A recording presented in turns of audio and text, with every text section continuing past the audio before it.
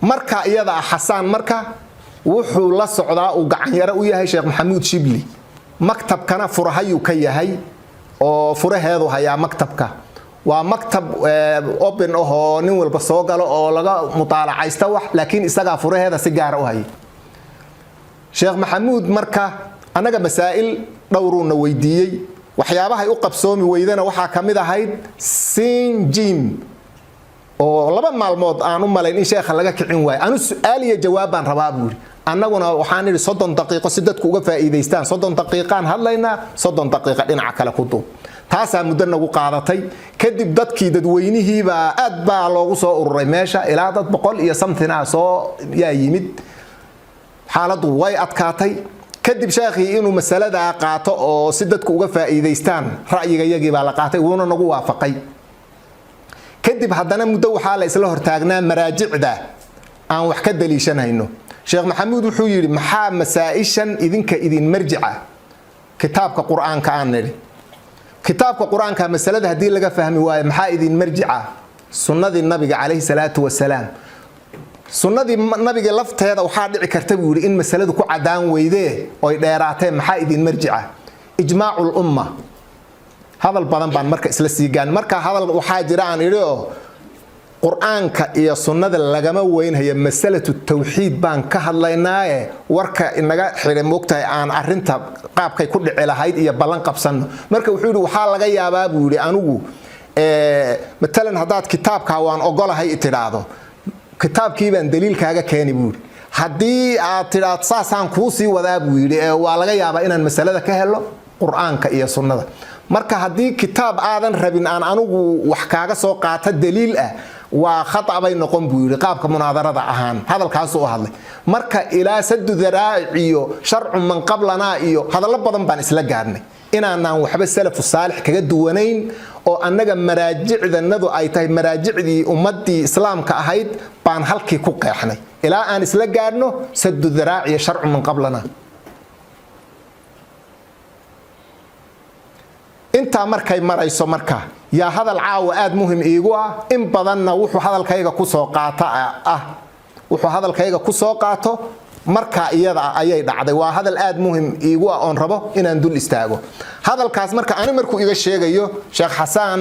jamaacada muslimada ayuu fool xume islaahay hadalkana insha Allah ta'ala waan sheegayaa waa hadal تحريف الكلم عن مواضعه مقتي وهذا المقتي ووحي يهودا لغو شيغاي حرفكي اما ارغي كلمدي او بوسكيدي لغا لخيو دب بدن با ka dhalanaya fartu taagay sheekhi anagu aanu u soconay ee munaadarada nala galayay Sheekh Shibli buu ahaa isaguna ardaygiisii buu ahaa oo marka iyada ama uu muqtay sheekhyada kamidaba ha ahaada haduu rabo laakiin nin anagu aan marka waxba ku darsanaynay ma ahayn isaguna ma uusan muqtay soo banbixine nin shariitooyinkiisa iyo waxyaabihiisa uu saasaanu arkayn fartu taagay su'aal baan qabaa buu yiri Cabdiraxmaan oo haye soo daa su'aashaada wuxuu yiri ilaahay sawma oranin inna allaha yaghfiru dhunuba jamii'an ra'yul aamku qalti aayada uu yaqaana wuuna dabagooyay وفي سورة الزمر قل يا عبادي الذين أسرفوا على أنفسهم لا تقنطوا من رحمة الله إن الله يغفر الذنوب جميعا qaabkii xataa moogta aayadu ay ahayd oo madaxeedii uu soo gooyay markaas wuxuu rabaa inuu dadka ka dhaadhiciyo inna allaha yaghfiru dhunuba jamii'an ninkii shirki ku dhintaa xataa ilaahay waa u dambi dhaafaya oo sida macaasidii iyo maaragtay ilaan taxta mashii'ati illaahi buu yaalaa qofku haduu macaasi ku dhinto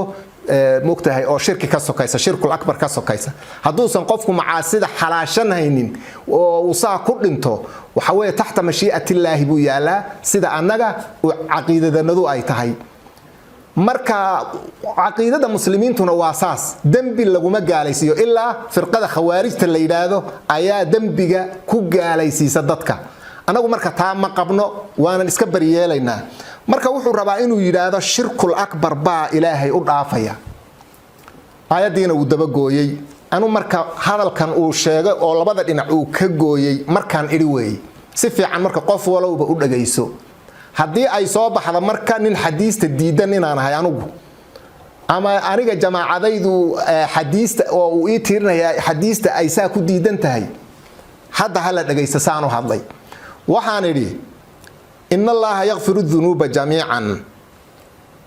ilaahay subxaanahu wa tacaala qur-aanka in badan buu ku sheegay shirkul akbar inuuna dhaafaynin oo wuxuu yidhi inna allaha laa yaghfiru an yushraka bih wayaghfiru maa duuna dalika liman yashaa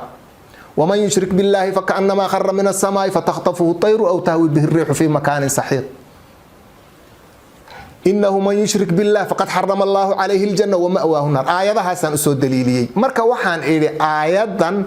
معناها وحا قيدية معناها لغوضو آياتها وانا معناها وحان لغوضا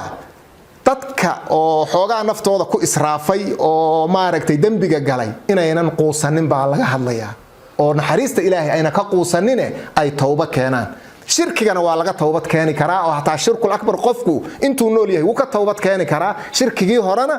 Ilaahay waa ka dhaafaya taas hataa way noqon kartaa inta markaan idhi on qaabka u jawaabay baa waxaan idhi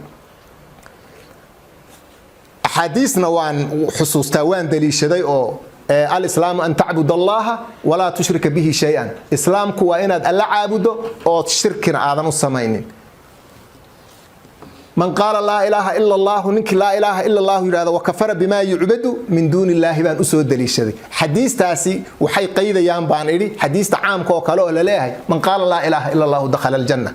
قرآن كي حديث ساسا يسوف سريان مركاسا وحان إلي حداد هذا لاتما دام بان إلي حديث أرانا يا النبي محمد بان كوضنا في صحيح البخاري بان ككيني إلهي غير كي قف عابدية أو مشرك أو الشرك الأكبر كل انتيبا مسلم هذا ترادان حديث كان من وراء الحائط بان كتوري ناباني هذا الحلق ماشو كقب تفيري هذا الكساس عنو إلي كما بكيني كرتان بان إلي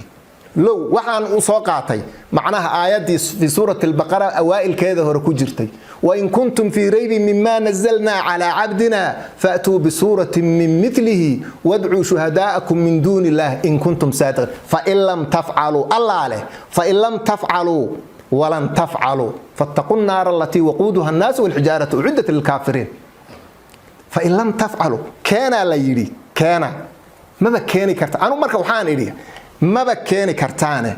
haddaad keentaan xataa sax maaha mana qaadanayn lianna quraanki iyo ahadiistii oo dhan buu khilaafaya ilaahay geyrkii baa nin caabudaya muslima nabi maxamed ma oran kaas marka waan tuuraynaa baan halkaas marka wuxuu aayadii uu dabagooyay amaanatu naqli inuu san lahayn baan macnaha mugta halka aad ka garanaysaa آياتي هرتا وسود دبقوي أنا جانا لبضع نعبو حديثك كجري من وراء الحائط إلهي سبحانه وتعالى قرآنك وحكيل قل أطيعوا الله والرسول فإن تولوا فإن الله لا يحب الكافرين بل هذا كسر أفكاكم مسوى ماركر يحب الكافرين بعد الله ونسب مركا وحن كوضع لا ذا حرف كاس لبضع كلي حدي لغا سارو سين نقون إذا وحن كوضع جملتي أنو عن السيب فول حماية وأنتوا لبضع دينك جويبة كوان قرابنا هاي أو موقته عبد الرحمن فسيح لي هذا من وراء الحائط من وراء الحائط تاس مركز سهل لو فهم حضي نقطة مركز إنتاسي أحاديث بونكاسي دي وأحاديث تما أقوله هلا يجي هذا نيو أرنتاسي وأساس نوال بوحي نستيحاء وناك ربا وانك قاعدنا حديث وان أقوله هاي وحوي صحيح البخاري صحيح مسلم با علماء النضع دوبتي شيخ محمود نور عثمان يا دوبي ومال والبلغات دغيستا انا موقتها الا ان wax iska cadba macnaha taasi kutubta qoran oo aan ku cadaynahay in moogtahay masaa'ishaas way badan yihiin ilaa 27 kitaab oo Sheikh Maxamuud uu qoray ba fi atnaa caalam laga akhristaa 27 kitaab